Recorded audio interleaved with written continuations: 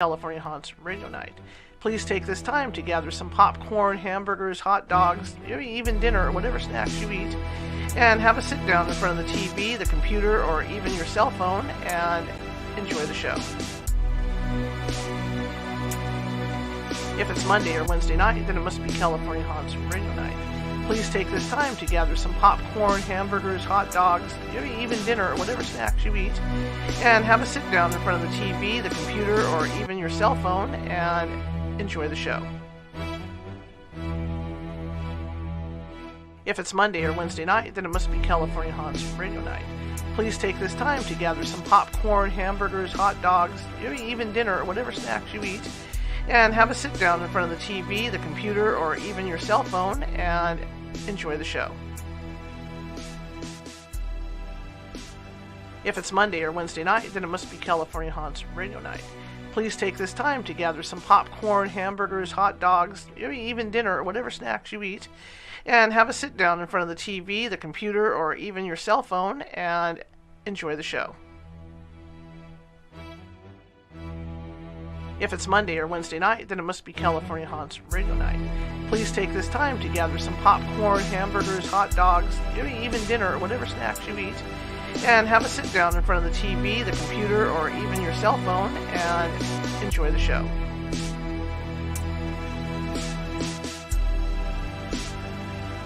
If it's Monday or Wednesday night, then it must be California Haunts Radio Night. Please take this time to gather some popcorn, hamburgers, hot dogs, maybe even dinner or whatever snacks you eat, and have a sit down in front of the TV, the computer, or even your cell phone and enjoy the show. If it's Monday or Wednesday night, then it must be California Haunts Radio Night. Please take this time to gather some popcorn, hamburgers, hot dogs, maybe even dinner or whatever snacks you eat, and have a sit down in front of the TV, the computer, or even your cell phone and enjoy the show. If it's Monday or Wednesday night, then it must be California Haunts Radio Night.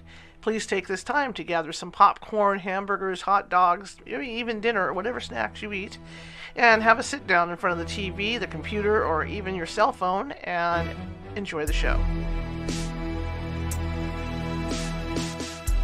If it's Monday or Wednesday night, then it must be California Haunts Radio Night. Please take this time to gather some popcorn, hamburgers, hot dogs, maybe even dinner or whatever snacks you eat, and have a sit down in front of the TV, the computer, or even your cell phone and enjoy the show. If it's Monday or Wednesday night, then it must be California Haunts Radio Night. Please take this time to gather some popcorn, hamburgers, hot dogs, maybe even dinner or whatever snacks you eat, and have a sit down in front of the TV, the computer, or even your cell phone and enjoy the show. If it's Monday or Wednesday night, then it must be California Haunts Radio Night. Please take this time to gather some popcorn, hamburgers, hot dogs, maybe even dinner or whatever snacks you eat, and have a sit down in front of the TV, the computer, or even your cell phone and enjoy the show. If it's Monday or Wednesday night, then it must be California Haunts Radio Night. Please take this time to gather some popcorn, hamburgers, hot dogs, maybe even dinner or whatever snacks you eat, and have a sit down in front of the TV, the computer, or even your cell phone and enjoy the show. If it's Monday or Wednesday night, then it must be California Haunts Radio Night. Please take this time to gather some popcorn, hamburgers, hot dogs, maybe even dinner or whatever snacks you eat, and have a sit down in front of the TV, the computer, or even your cell phone and enjoy the show. If it's Monday or Wednesday night, then it must be California Haunts Radio Night. Please take this time to gather some popcorn, hamburgers, hot dogs, maybe even dinner or whatever snacks you eat, and have a sit down in front of the TV, the computer, or even your cell phone and enjoy the show.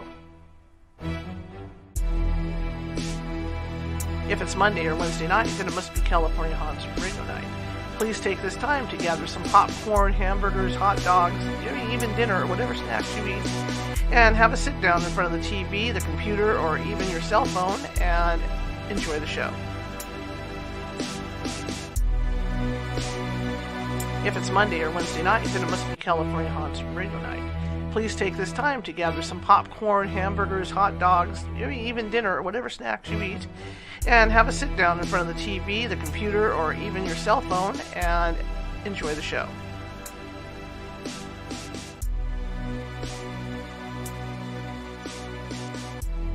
If it's Monday or Wednesday night, then it must be California Haunts Radio Night.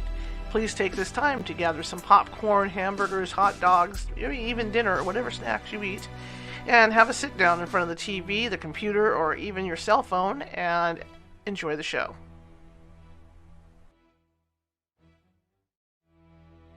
If it's Monday or Wednesday night, then it must be California Haunts Radio Night. Please take this time to gather some popcorn, hamburgers, hot dogs, maybe even dinner or whatever snacks you eat, and have a sit down in front of the TV, the computer, or even your cell phone and enjoy the show.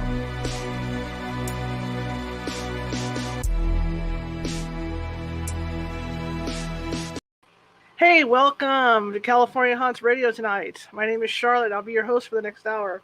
Please excuse that annoying hum in the background. It is 109 degrees today, and I wasn't planning on running the air conditioner. Let me do this. Okay. I wasn't planning on running the air conditioner in here. In fact, I had tested it out today to see how quickly the room would warm up at 109 outside, and it got hot way too fast in here. In fact, just even putting a fan in here was just craziness. This room's a lot bigger. So I decided to run the AC, so that's what you're going to hear in the background, but hopefully it won't be too annoying. Welcome to the show tonight. We're on a special night, Thursday night, and while we're here, I'm going to make an announcement is that next month we'll probably be doing more three shows a week at some point. So we'll see how that works out because we're pretty well booked up for next month, and people still want to be on the show. So I just might go on a Monday, Tuesday, Wednesday format for the show. So kind of be looking out for that. But welcome. I'm Charlotte. Again, I'm your host, and I am also the owner of the California Haunts Paranormal Investigation Team, primarily based out of Sacramento, but we also have branches in Southern California, Northern California, Modesto, that area, Central Valley, California. I'm trying to remember where I'm at. We got some people in Hawaii. We've got some people in Oregon and Washington. So we're spread out pretty good for this team. And we're nonprofit and all that good stuff. We'll come out to your house, and if you have any ghosties or anything, or you think you've got ghosties running around, we'll come out and take care of that for you. No charge. Anyway, welcome tonight. We've got a special guest tonight, and I think I'll let him do the talking so we can hear from him right away. So let's do this. Let's get busy. Hello. Howdy, howdy. How are you? I'm well. Good to see you, Charlotte. Yes. Yeah. So tell me about yourself, sir. Well, I am the Hollywood hypnotist, board-certified hypnotherapist, as well as a comedy stage hypnotist here in Southern California, where I've got both companies, Mind Growth Technology and Deep Sleep Entertainment, where, of course, the Deep Sleep Entertainment is the comedy hypnosis shows, and the Mind Growth is the serious side of hypnosis, where you get to change your lives and however you want to do that with the application of a natural organic process called hypnosis. Interesting. Tell me, how long have you been doing this? I've been doing this now for 26 years. And I actually went to college for it, studied, got certified, actually went in for the college credit. I didn't really have a whole serious interest in it. I think like maybe a lot of people possibly listening or tuning in where, I was on the cynical side of it, the skeptical side of it, not really understanding fully what it was because I was under the impression like everyone else of what our world puts out there. And that's the stereotypical of what this stuff is and what you see in the movies and on television. And I thought, yeah, whatever. And so I was in between jobs. And when I'm in between jobs, I always go academia. And so I went back to school. I had an opportunity. And I thought, wow, I teach hypnosis in a school? Kind of interesting. I only was aware of it in books and that kind of thing. But decided to go in for the introductory program, and then that was it. I signed up for the whole 2-year program and graduated, and here I am 26 years later. Wow. So what is the difference between what you see on TV and what you do?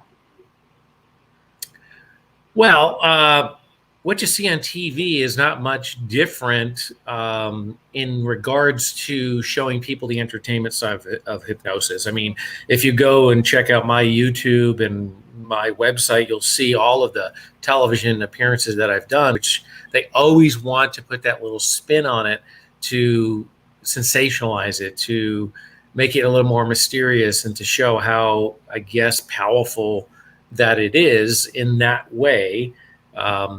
So it's not so different, but what I try to do in everything that I do, either be a lecture or stage hypnosis, or even in my own private practice, I try to make it an educational platform to have people have a better understanding, kind of like what you're doing. Give them a better understanding about what this is, what it really isn't, and what's the potential, what's not the potential, and just take away the whole mystery and the whole, people's perception of what they think that it is. So I always give an educational platform wherever I'm at. It's not boring and mundane like typical school, but if you really pay attention to what's happening, just like what's going to happen in this program today, you're going to learn a lot about the applications of a natural organic process, and you're going to learn a lot about yourself. Interesting. Yeah, because I know there's people that are afraid to be hypnotized because they're afraid that things are going to come out that they're not comfortable with. Exactly. Just like now, people are afraid to look into my eyes who are watching this program. It has nothing to do with my eyes. And so that's why, because that's what we're taught, right? As a matter of fact, as you can see behind me, I have some amazing original posters from the 1800s and some from very famous movies in the 50s. I'm also a collector and a historian of, because I'm very passionate about hypnosis and what I do. And so I always love to educate people. That's why I'm doing this program today, to just get the word out there as to what this really is. And so it's not done with the eyes. I don't, if you notice, I didn't bring my pocket watch and I'm not swinging. Yeah, you don't look like Stromboli. Yeah. Well, back in the 90s, I kind of thought that was the look. And so I had the whole goatee and the darkness about me. And, I kind of played around with that a little bit in earlier parts of my career. But as time moved on, I realized that it was kind of hurting the message that I was trying to put out instead of giving the real message of what people needed to hear. So, yeah. So what do you tell somebody that's not too sure about it? I mean, because I know even with your private practice part of it, I'm sure you give reluctant people. Oh, all the time. I get that question if I'm walking in the grocery store or wherever I'm at, and people discover who I am. They probably one of the first questions. And, I just tell them, look, we're in and out of hypnosis about 1,000 times a day. It's a very natural, organic state. Common forms of hypnosis is when you're driving up the highway, freeway, you're just driving along, you're minding your business, listen to the radio, listen to this program. And some people right now, as they're listening to this program, they just missed their exit. It was 3 exits back. Sure. Watching a good movie, reading a good book.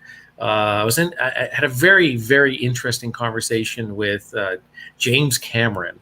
If you're aware who he is, he's a very famous Hollywood movie director, producer. He's pretty well known for his movie Avatar and Titanic. And well, this was right after Titanic. And I'm going to tell you the same thing I told him, that you're a hypnotist, by the way, and so was he. And he was dumbfounded and he didn't quite understand what that meant. So I explained it to him, because we're all hypnotists in our own way. If you are, let's say, James Cameron, well, you made a movie based on actual true facts, but there's a lot of sensationalism and Hollywood special effects to create the emotional response that people had walking out of the movie Titanic, right? They're crying, they're absorbed by this storyline. Well, it was a movie. And some of it was actuality, but it was a movie. So that's what he created to allow you to be in that state of mind to actually dive 100, no pun intended, 100% into the reality of what he was producing. It's the same thing with this radio program. It's people listening, they're tuning in, they want information, they want to be enlightened, they want to understand a little bit more. And so they're not really thinking about anything else while they're tuning in. So you're the hypnotist per se, and you're kind of guiding them through the entire program as to where they need to be, and they come out with an excellent experience. That's why they continue to come back and listen for more. And every time you produce your show, there's your listeners, right? So you're a hypnotist within yourself as well. So that's the applications of a hypnotic state. It's very natural, very organic, and that's how it works every single day. So why not control the state that you're in instead of the environment or anything else controlling you? It's being aware and allowing your space to become what you want it to be. And hopefully it's a very positive space, because that's the work that I do with the tool and the modality of hypnosis, to help people to help themselves. That's my passion in life. Interesting. And have you ever had anybody that just can't get into that frame of mind? Because I know I have friends that have ADD, you know what I mean, where it's just hard for them to focus. Yeah. Yes and no. It depends on the operator. It depends on the hypnotist. It depends on their skill. It depends on their technique. So I get the opportunity, the luxury, because of my lectures, because of my stage shows, because of my private practice, I get the luxury of hypnotizing many, many people a year. And so after 26 years, you get pretty good at the technique. I've even invented certain techniques for difficult people with ADD or other conditions where you have to really understand where they're at to be able to induce the hypnotic trance to allow them to have that experience.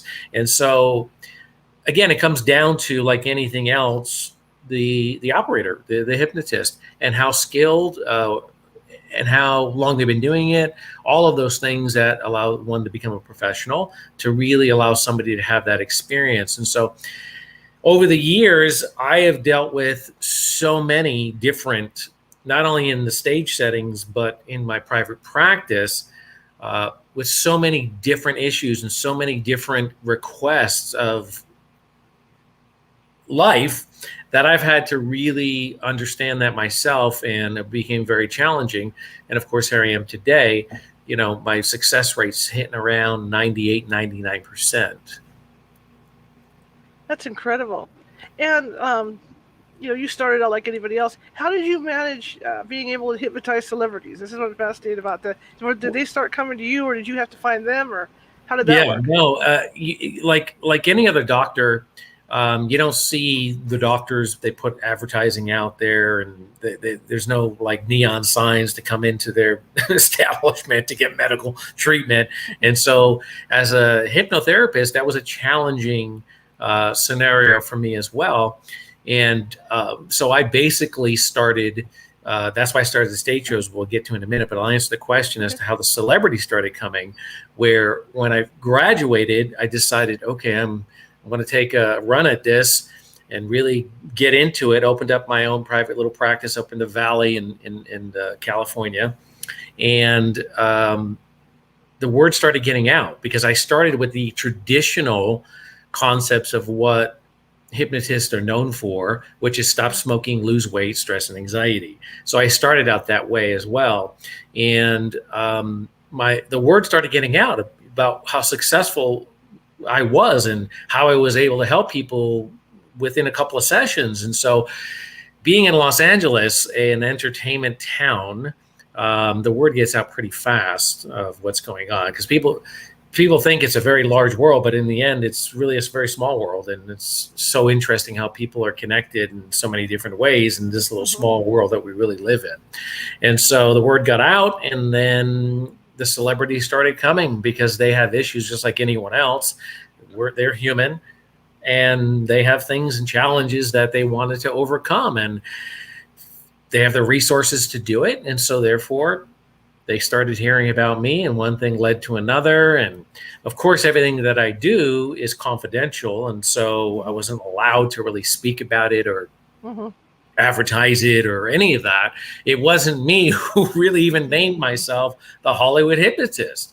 It was Access Hollywood, where they found out one of the celebrities had gone on Jay Leno, and they basically said, yeah, I went to the hypnotist guy and I stopped smoking. And that led to opening up the door of TV shows and celebrities who are going on TV and talking about me and my work. And then I'd get the media calling and they'd be talking about me and my work, Los Angeles Times, all the major television shows. And so that's how that all manifested itself to be what it is today. Yeah. Well, I would think with celebrities, I know, we all share the same problems. We're all human, Yeah.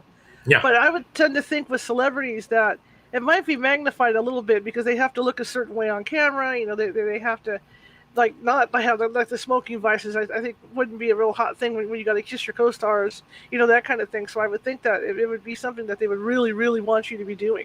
Absolutely. Because their lifestyle, again, is under the microscope. It's under the magnifying glass. And so there's a lot of pressure. There's a lot of stuff that happens with that career choice.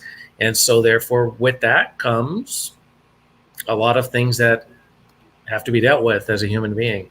And so, yeah, there's lots of good people like myself who understand that because, again, I'm an entertainer as well. And so I understand the dynamic of that and how to help them to get where they need to be. Yeah. Interesting. Oh, you were going to talk about your stage show. Yeah, the stage show. That's so much fun, and that's how, when I graduated from the school, I was trained as a serious clinician, and it was medical. And stage hypnotism wasn't really discussed. It wasn't even alluded to. It was something that was.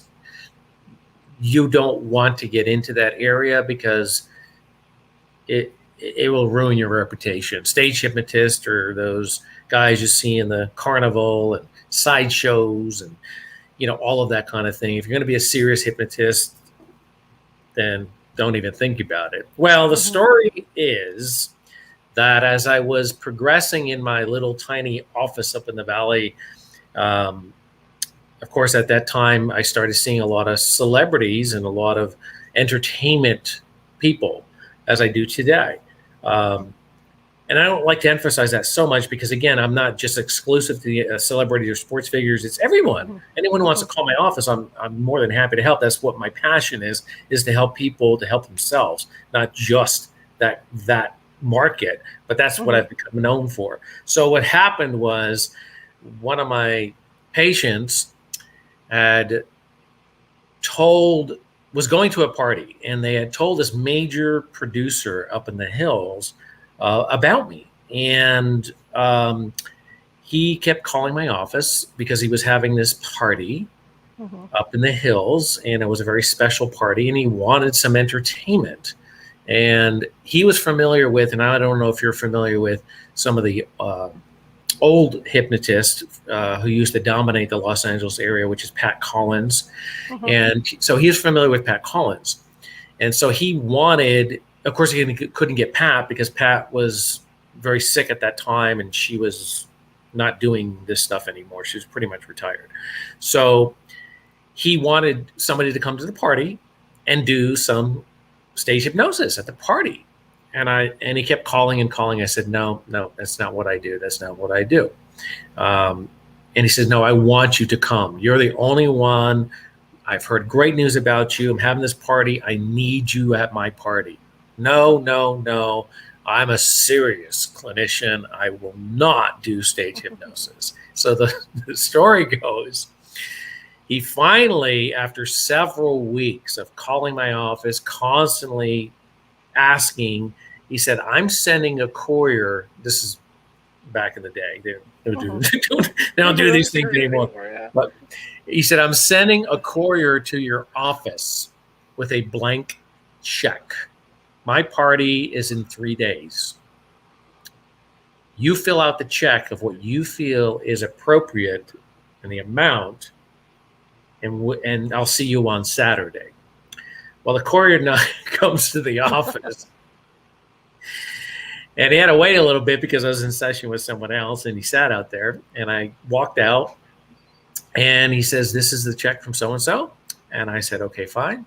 Well, the end of the story is I filled that check out, and I showed up on that Saturday, not knowing what I was really doing or how I was going to do it, because again, I never really studied it or entertained it. And plus, no one teaches stage hypnosis. I mean, they do today. I do it. There's a lot of others who do it, but there was, back in that day, nobody taught it. So I fill out the check. I showed up. I started to hypnotize people and do certain things, and everyone was having a good time. I was having a good time. And then I went home and I thought, wow, what a brilliant way to market yourself, because we talked about that a little bit earlier in this program, to get the word out, to show what you do and have people experience it right there. And so I decided that I'm not going to be the traditional stage hypnotist guy. I'm going to definitely put an educational platform under it, where people not only get to benefit from the program, but they get to walk away empowering their lives, and they're going to get an education doing that, all under laughter and all under having a good time. And so that's what I set out to do 26 years ago, put that program together. And that's currently how it all started and why I do what I do today. And I do both sides. And of course, it's a great marriage because it works very, very well, because people get to see how, what, and experience it right there and then live. And so that's an amazing process. And so that's the humble story of how the whole thing really started, where I had no concept or clue I didn't want to do it. And so I guess that was, in the end, the destiny. I guess so. I have a question for you. Is it harder, like, I don't know about your stage shows, but is it harder to hypnotize a single person or a group? Like if you've got 4 or 5 people up there? Yeah, no. That's the other thing, that when people walk away from my programs, whether it be a lecture, because I'm always doing hypnosis, it's constant every single day. And so whether it be one person, 10 people, 30 people, 40 people, 100 people, the process is the same, and it's different, because other people who have witnessed or seen other stage hypnotists or seen other people being hypnotized in groups before, they always say, oh yeah, there's always like 30 people that go up there, and by the time he's done with the hypnotic trance, he only ends up with 5 people. How do you end up with 30 people plus you invite everyone in the audience to try the process in the hypnotic trance? So you not only get 30 people, but now let's say it's an audience of 100. Well, now you've got 50 people hypnotized, 30 on stage, 20 in the audience. How do you do that? So a lot of hypnotists who ended up following, in my steps or wanting to be a hypnotist always want to understand and try to get that concept as to how that really works. Again, it comes down to technique, which we talked about a little bit earlier, and the process of the trance and how you're guiding that individual to where they need to go. Because in the end, it's not me. I'm the guide. I'm the facilitator. I'm helping them where they need to go for this experience and on this ride. That's my real job. I don't have any power. I don't have any magic voodoo dust. I don't sprinkle it on you and you get cured and walk away, or you get hypnotized. This is not how the process works. So, yeah. I was teaching a psychic development class once, for basic psychic development. And, to teach people how to meditate, that whole steps to meditation. And I had one girl get up and she goes, "No, you're hypnotizing us." And I said, "What do you mean I'm hypnotizing you? I've got you looking at this candle and I've got you going down the steps to relax. You're relaxing every part of your body." She says, "Well, that's like hypnotism." And I'm like, "Well, I'm not hypnotizing you. I'm trying to help you open your, your stuff to your chakras or whatever, to see out." But she felt that my training was like a hypnotist. And I was like, okay. Well, because you're going into a progressive relaxation.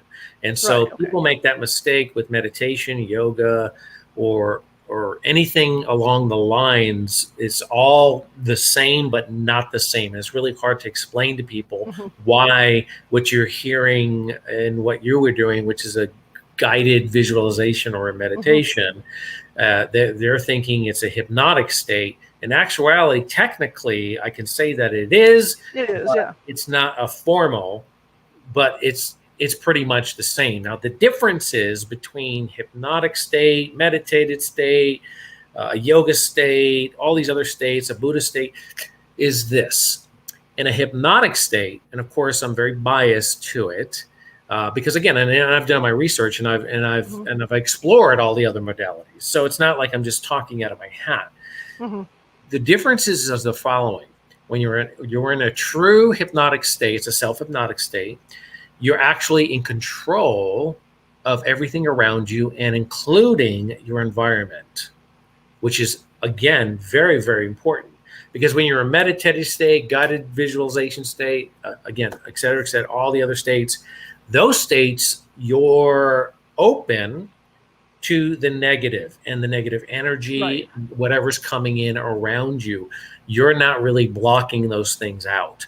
Right. Unless you have a good facilitator like what you were possibly doing that day, mm-hmm. and you were really helping them to keep out the negatives and aligning the chakras and all of that. But you cannot top, it's the hierarchy. Hypnosis is that state that controls every facet. That's why, again, the industry, the movie industry, television, newspapers, sensationalize the control. Mm-hmm. That's the only control that's going on. It's not the hypnotist. That's what you see and what your perception is. It's really the individual controlling that state and where they want to be. So, of course, it's not going to be negative, because you don't want to create a negative environment. It's going to be constantly positive. So that's the differences between all of the states. So hope that helps people to clear that up. It does. And the other question I had too along that line was, when somebody has to be hypnotized to go back to a certain event in their life, like something they blocked out. Is that how that works with that too? Well, that's regression, or right. some call it past life regression. It's a regression, no matter how you look at it. And so those are very, very helpful in the medical side. To where people have these experiences from a past, or you need to be regressed back to that point of trauma where you need to get that information to bring it forward, to cleanse it, or just to remove it and rewire the brain. Yeah, I'll tell you about a past life experience if you want to get into that too. Sure, go ahead.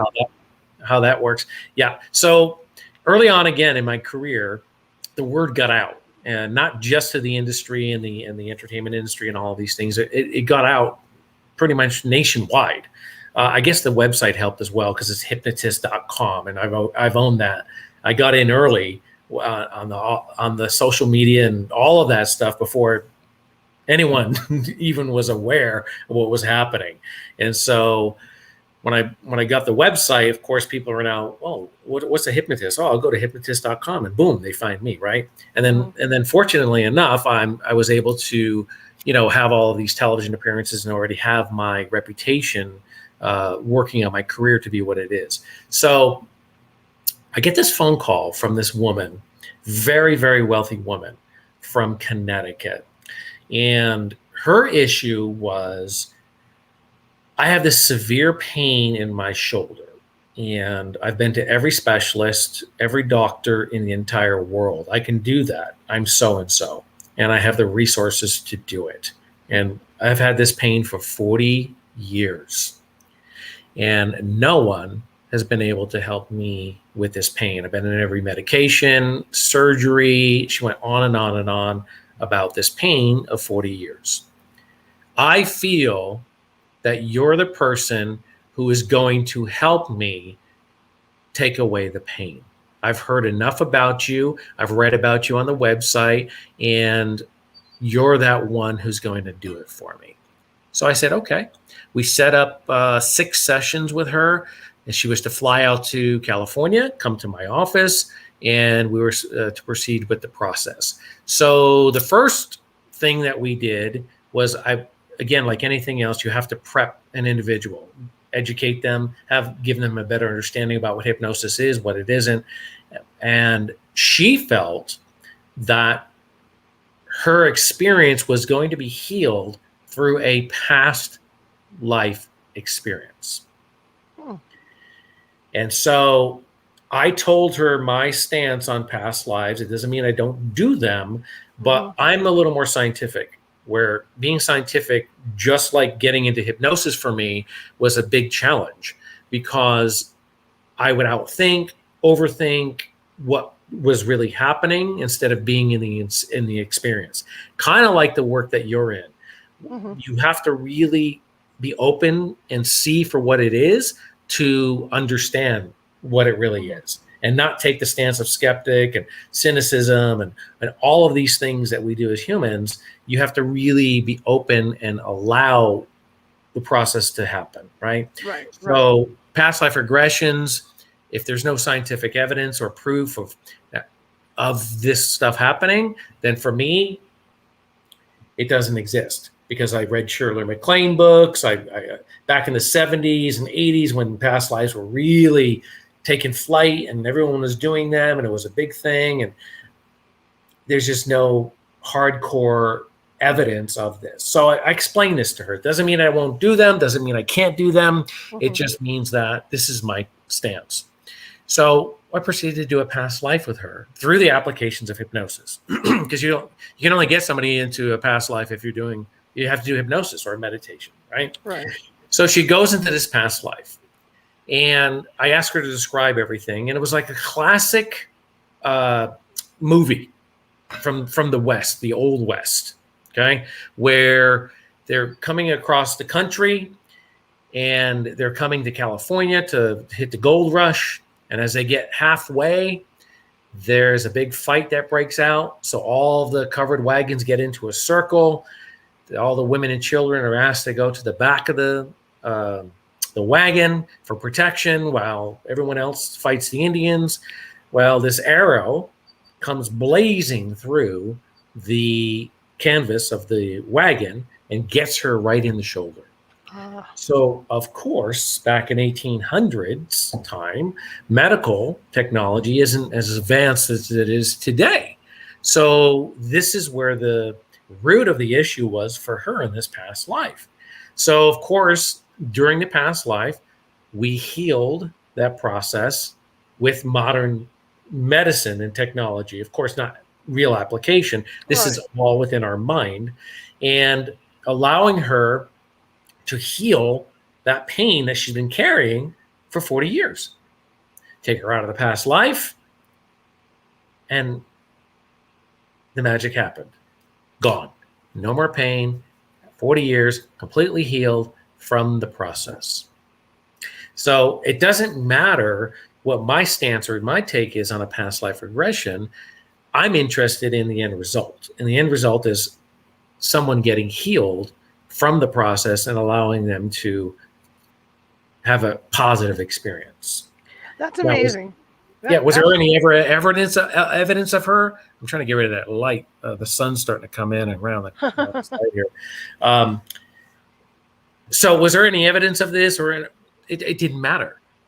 And it doesn't matter. And so I never really researched it or got into it. It didn't matter to me. My objective was that, did she get healed from the process and she removed this pain of 40 years, this chronic pain? Absolutely. Okay, so that's the kind of stuff that happens, you know?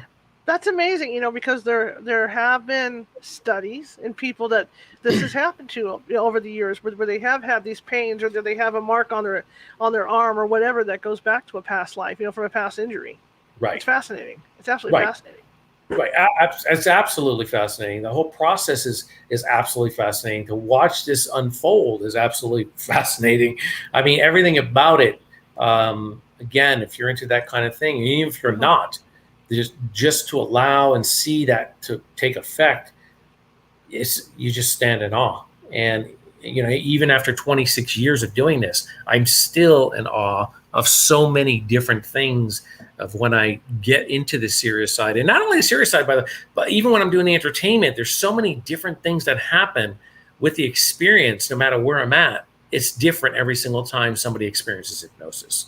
And that's what makes my job so enjoyable and so fascinating, because again, my analytical mind needs that and wants to see that. So I'm going to win-win. So when you're doing the entertainment thing, because I've seen entertainment hypnotists in the past. Yeah. And the whole bark, I'm going to make you bark like a dog. I'm going to make you do this. I'm going to have you do that. Is that what you do when you're on stage? Absolutely not, because my job is not to. You're not one of those. No, But see how you go, how your program that, again, I don't know who does that or where they do that. I've been doing this for 26 years, and I studied the greats of the greats of the shoulders that I stand on who came before me. And I've never seen anyone do these things, but television and newspapers constantly talk about it. And I've never seen it in the history. It doesn't exist as far as I'm concerned, because I have no evidence or proof that people are barking like dogs, which again, every day hear the same things, cluck like a chicken, all of these things. And, the joke that I do, whether I'm doing a lecture, whether I'm doing clinical hypnosis, or I'm doing the stage hypnosis, that I always use that joke where, I'm not going to make anybody cluck like a chicken, bark like a dog. As a matter of fact, who wants to volunteer and come up on the stage? Oh, you want to volunteer and come up on the stage? Okay, can you tell, and just to get this out of the way right now, can you show us and sound for us what a chicken sounds like? So I'll get the fun, willing person before they even come up on the stage to run around clucking like a chicken, and I haven't technically hypnotized them. And so we get that out of the way immediately. So it's really funny. It's really, it puts people at ease, because I'm just not interested in giving anyone a negative experience with the applications of hypnosis in any way, shape, or form, because there's already a lot of negative that comes along with it, just from the media and television.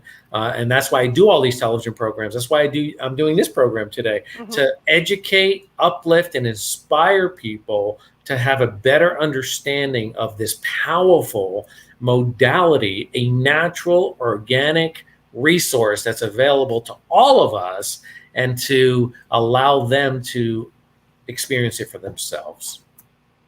So when you do have someone on stage, we'll touch that. What do you, I'm not going to say what you get them to do, but what in the past have you been able to get from them or out of them? Oh, okay, the mic. Out of them. Keep forgetting it's there. Yeah. That's oops. Forgetting your own mic is right there in your own show. The first night I was back in here, I had it where my hat brim kept hitting it. Every time I put my head down, it would go bang. It was ugly. So I finally got in a spot I can use, and I got it with my hand today. But yeah, when you're on stage like that, what kind of things let's put it this way, what kind of things do people do once you hypnotize them on stage? Well, I'll take them. I'll do a slight regression where they're back in the third grade, back in math class. Okay. If they're adults, even if they're not adults, I've done shows for birthday parties for kids who are 7, 8, 9, and they're going back to, you're 3 years old, you're back in math class, and they're going through regression. And every time I turn my back and make goofy, silly faces, and so that's a lot of fun. I'll do, again, everything done in the show, again, is in good taste.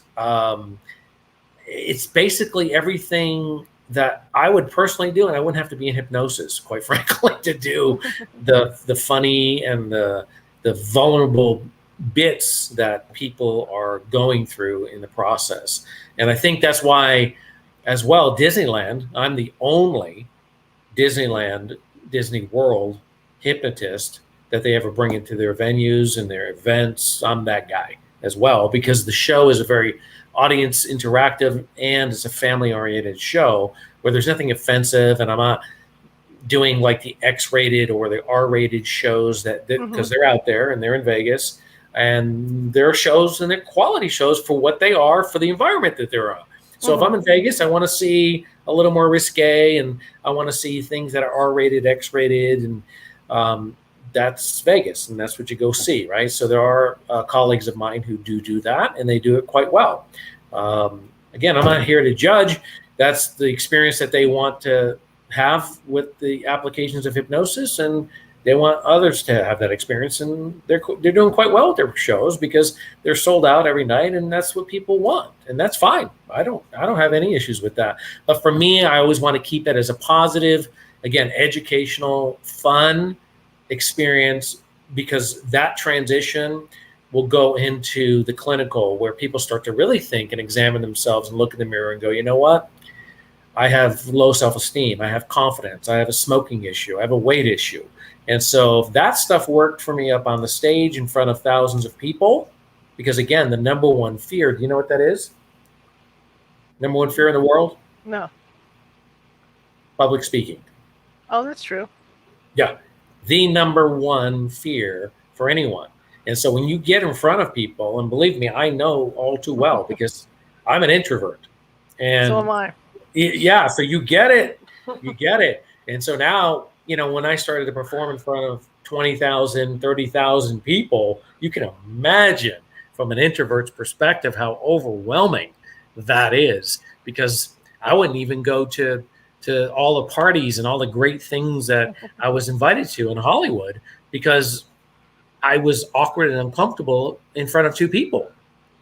And so to be that guy, I really had to go through a lot of change myself. And of course, hypnosis helped me get through that.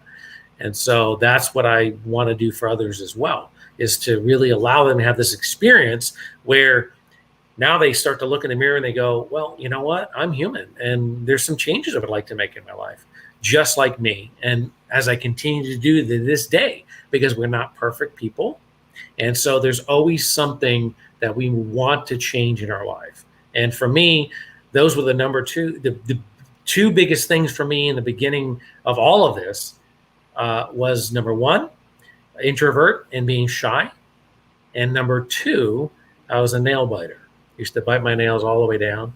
And I thought, wow. So that was actually the first thing that I worked on with hypnosis was nail biting. From there, of course, I started to get asked for more and more appearances and cringing inside going, oh, I don't. So, of course, I had to handle that. And so hypnosis has been instrumental, major in those two areas of my life. And of course, there's many other changes that have happened, but also as well as other people who have changed their lives with the applications of hypnosis. Again, it's not me with the magic powers. I don't have the power. I have the power to guide and facilitate and to take people through an experience, kind of like what you did with that meditation, to empower an individual, or in your case, line up the chakras, to allow them to feel whole, complete, so they can continue on this journey of life to experience it at their maximum potential. Interesting. I was just thinking of a question while you were talking.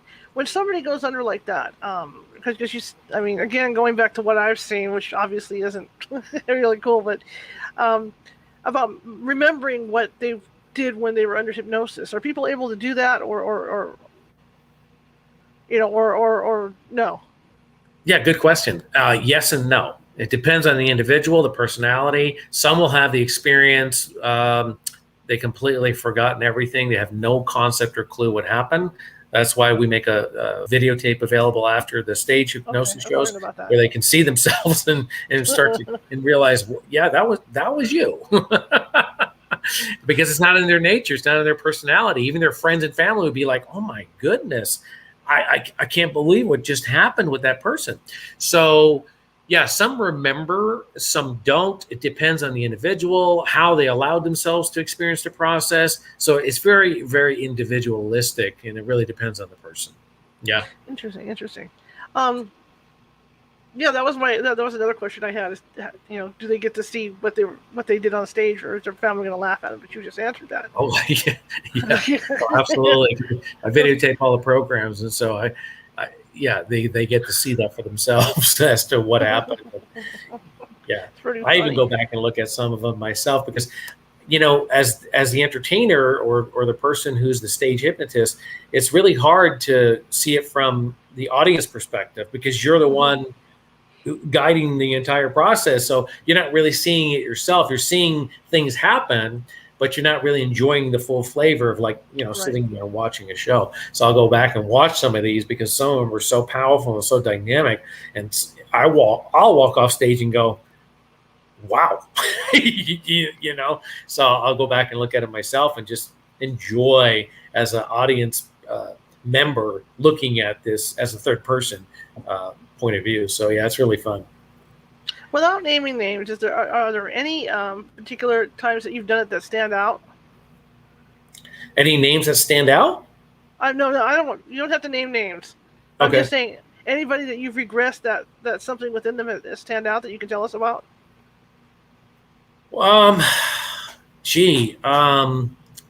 I've already told you the story about the lady with the shoulder, but I think a lot of the celebrity work that I've done, which is televised, and again, I can talk about that. Okay, that's cool. I don't have to keep that confidential because it's public. It was on television. It's there, and so that's the great thing. Also, because I get to show people on the serious side which other hypnotists cannot do, other hypnotherapists cannot do, which is they can't show the insides or behind the curtain of what happens in a hypnotherapy session. You see, I get to do that because I have hypnotized in a hypnotherapy session, and I show people what's behind the curtain because it was on television. So, yeah, a lot of great things have come along, and I've been gifted with that others can't do.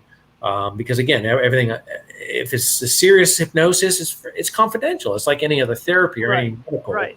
It's confidential, and then information is private to the individual. And so, I have an oath that I have to keep to, keep that in perspective. But some of the quirky and crazy things are always with the celebrities. And if you just go again, you can go watch them for yourselves. We have to discuss it because it's much better watching it. So I don't want to ruin the surprise. But if you go on the YouTube channel, the site, on my website, you can see some of the celebrities that I've hypnotized, like Denise Richards and oh my gosh, the list goes on and on. I can't even sit here and give you the list. It's all there. The unique thing with her, which was so interesting, because she didn't come in for anything traditional that one would think.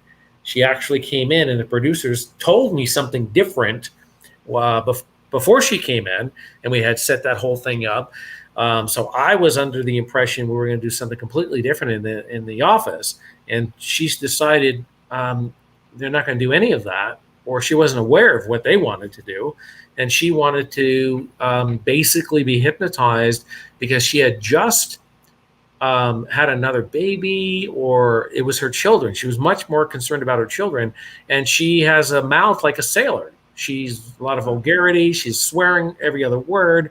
And you would think, gee, Denise Richards, this whole wholesome image that we have of her and all this stuff, that was her issue. And she said, no, that's what I want.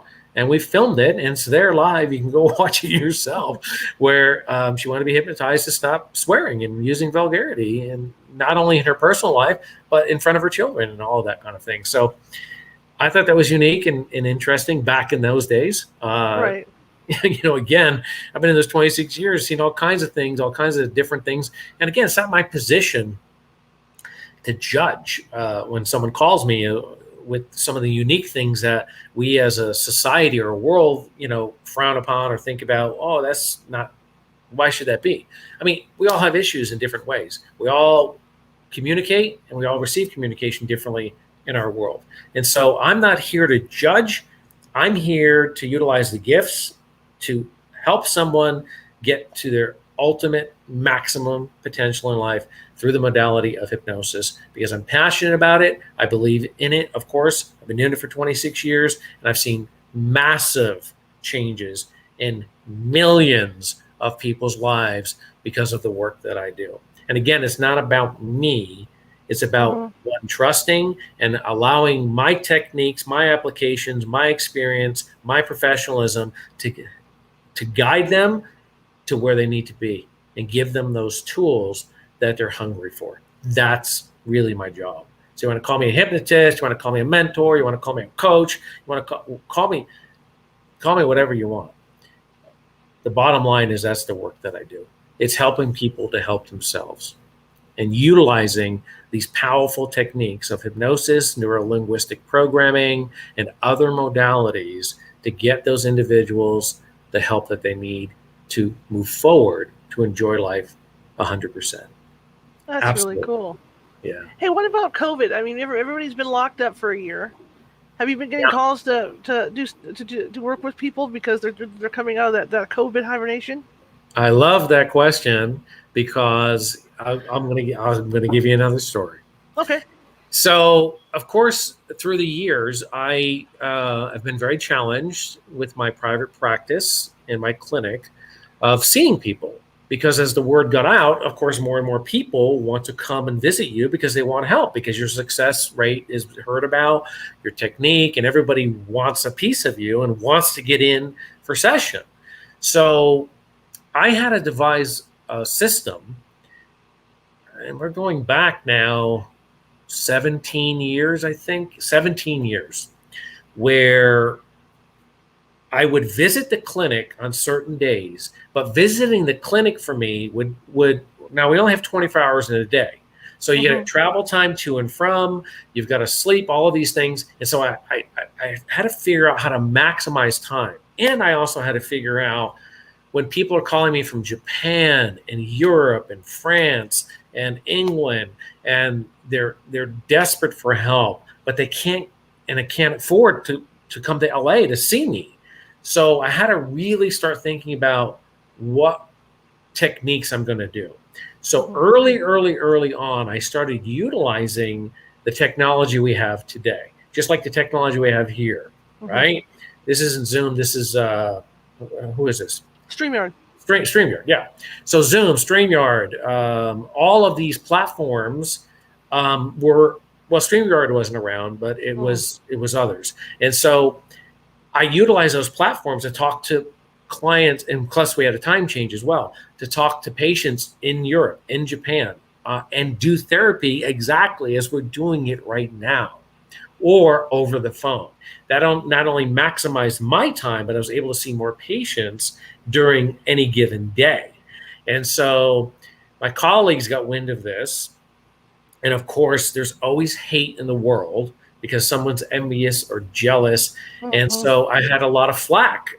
Even when I first got into this business, and it was medical right away. I became on staff at White's Memorial as a TMJ specialist through the help of open-minded doctors there, and then Cedars-Sinai and some of these very prestigious hospitals. And we couldn't call it hypnosis. We had to call it guided visual. There's all kinds of pushback back in the day. Now it's becoming more mainstream.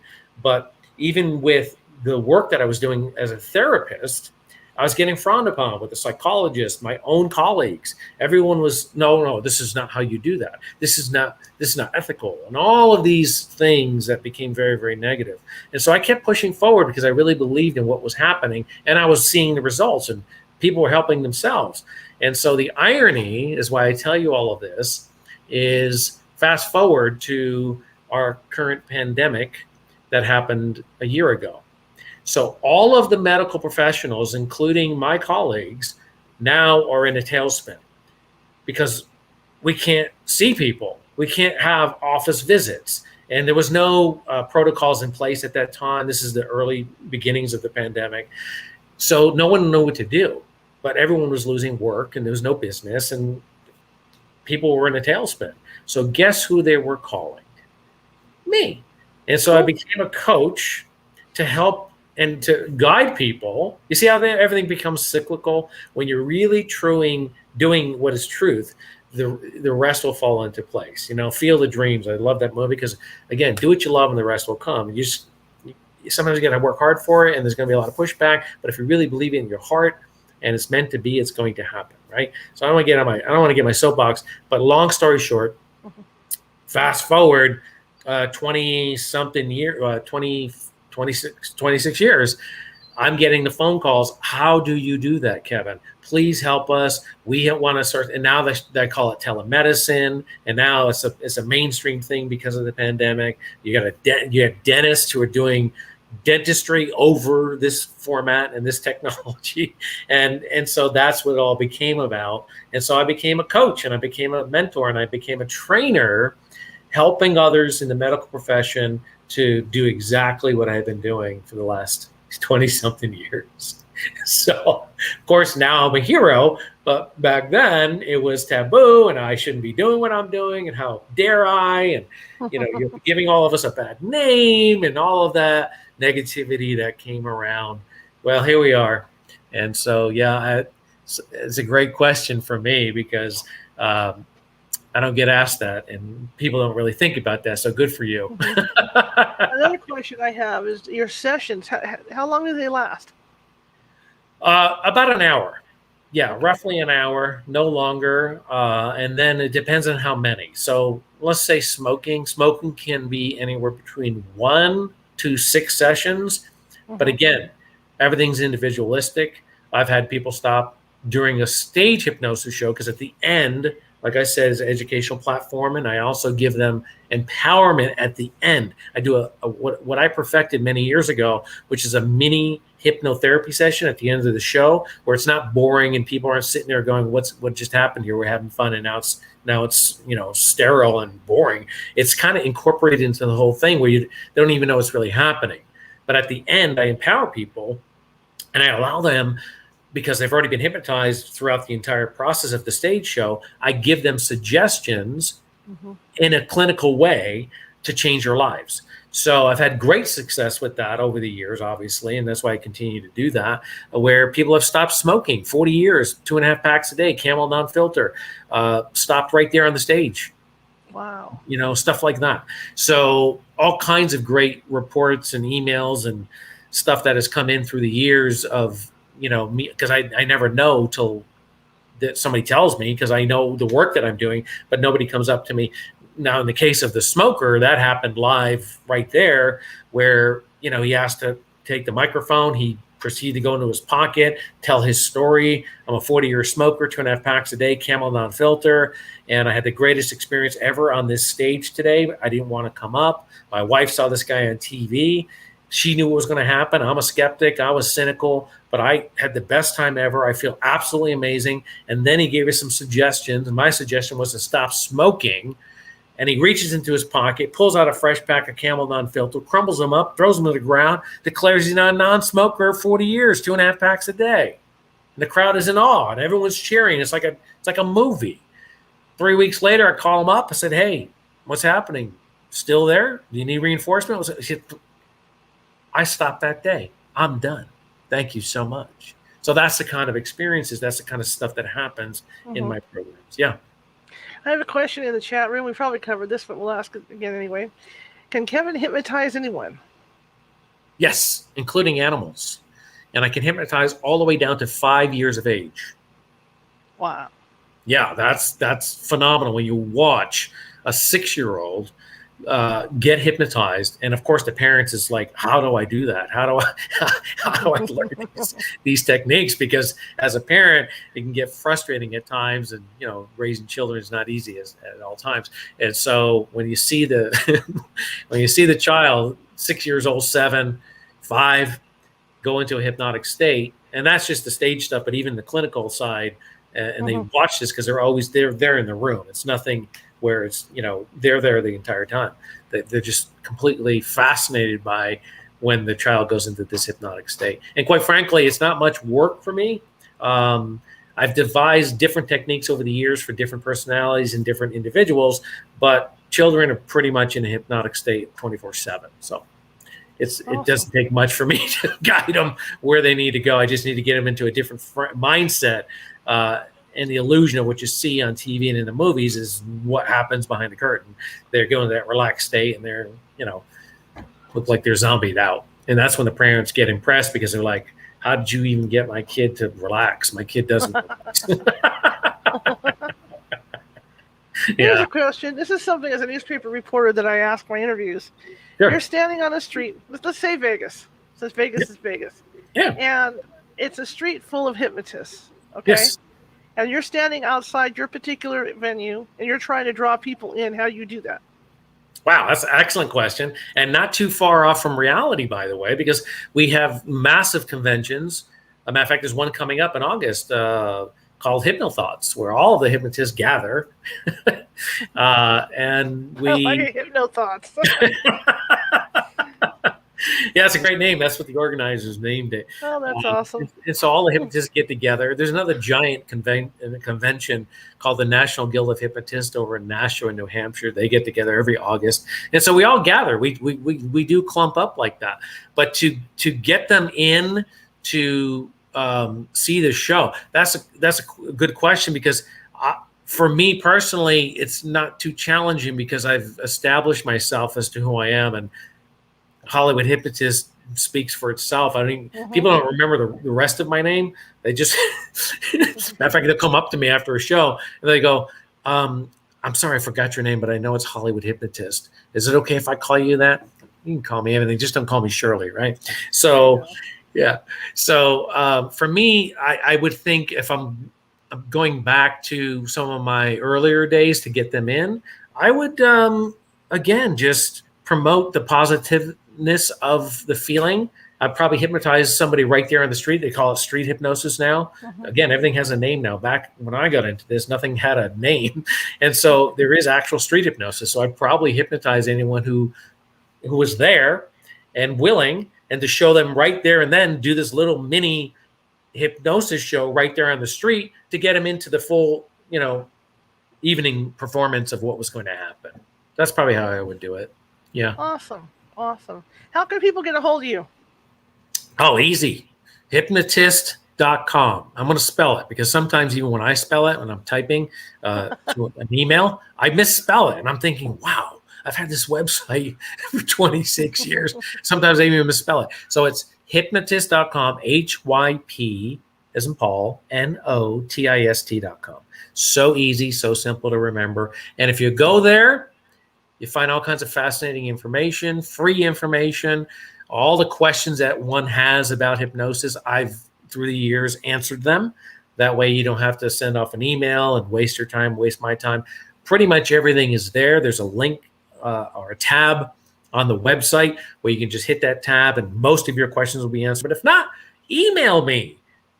I do answer my own emails. However, it may take me a couple of days to get to you because, again, I have a massive amount of emails daily that come in for all kinds of questions. People want help, and they have all kinds of things from all around the world. So it's not like I'm ignoring you. I will get back to you personally because I do handle those all me. I don't have an assistant that does that. I refuse to have an assistant do that.